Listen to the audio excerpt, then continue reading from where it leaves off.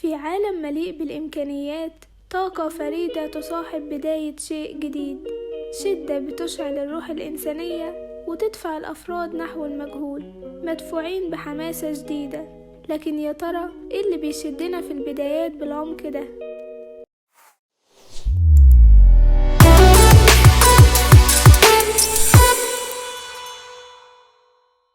أهلا بيكم في حلقة جديدة.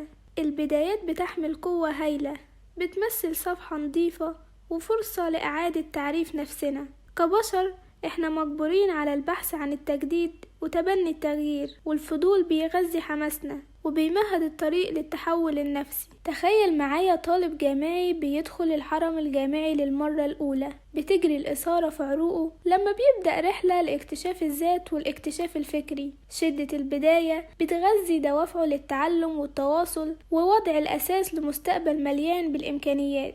تخيل كمان مغامر على وشك الانطلاق في رحلة استكشافية مليانة بالتحديات. البدايات في عالم المغامرة بتثير استجابة نفسية فريدة من نوعها، سواء ده كان من خلال تسلق جبل أو الغوص في أعماق المحيط، فده بيغذي روح المغامر.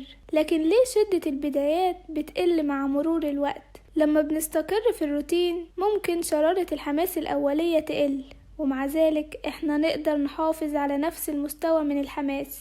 ممكن يكون الاستقرار في الروتين والحفاظ على نفس المستوى من الحماس أمر صعب، لكن نقدر نتغلب على كل التحديات. ودي بعض الطرق اللي هتساعدك على الحفاظ على الحماس والتغلب على عقبات الاستقرار في الروتين. أول وأهم حاجة هي تبني عقلية النمو. بدل من النظر للأعمال الروتينية على إنها مملة، بص لها على إنها فرص للنمو والتعلم، وخليك مدرك إن حتى ضمن الروتين في فرص للتحسين واستكشاف أساليب جديدة. تاني حاجة، ابحث عن المعنى والغرض.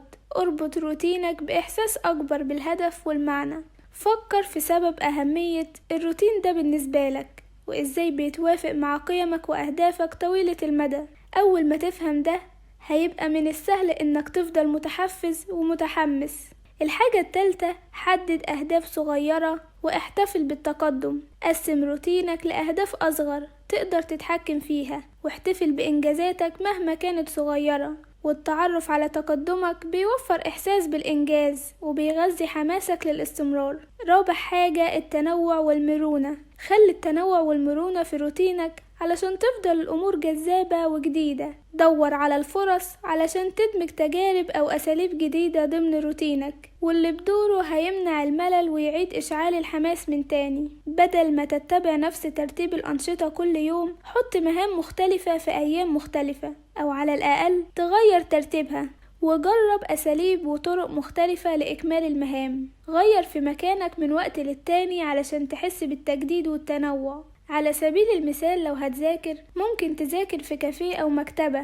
تغيير البيئة المحيطة هيساعدك على تعزيز الإبداع والحماس. فمفتاح التنوع هنا هو إنك تبقى منفتح على التجارب الجديدة. لما تدمج التنوع والمرونة في روتينك، تقدر تحافظ على الأمور وتفضل مثيرة للاهتمام، وتقدر تحافظ على حماسك وتكتشف فرص جديدة للنمو والاستمتاع. رقم 5، التفكير وإعادة الصياغة. فكر بانتظام في روتينك، وحدد ايه هي المجالات اللي بيبقى حماسك فيها قليل، وفكر لو كان من الممكن تعمل اي تعديلات علشان تخلي روتينك ممتع اكتر او متوافق مع اهتماماتك. 6، ابحث عن التعلم المستمر. حافظ على موقف الفضول ودور عن فرص للتعلم المستمر، ودور عن طرق لتوسيع معرفتك ومهاراتك في نفس سياق روتينك. 7، تواصل مع الآخرين. تفاعل مع الأفراد اللي بيشاركوك أهداف مماثلة. 8، خد فترات راحة. اتعرف على أهمية الراحة وتجديد النشاط.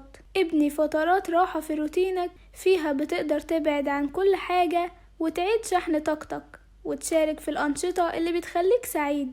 وافتكر ان فترات الراحة ضرورية للحفاظ على التوازن ومنع الإرهاق. 9، ابحث عن بدايات جديدة. ابحث عن فرص لتقديم بدايات جديدة ضمن روتينك، سواء بداية مشروع جديد أو استكشاف جانب مختلف من روتينك، أو البحث عن تحديات جديدة. ومن خلال دمج الاستراتيجيات دي كلها هتقدر تعزز شعورك بالحماس والإنجاز حتى في روتينك اليومي. وبس كده، أشوفكم الحلقة اللي جاية. باي باي.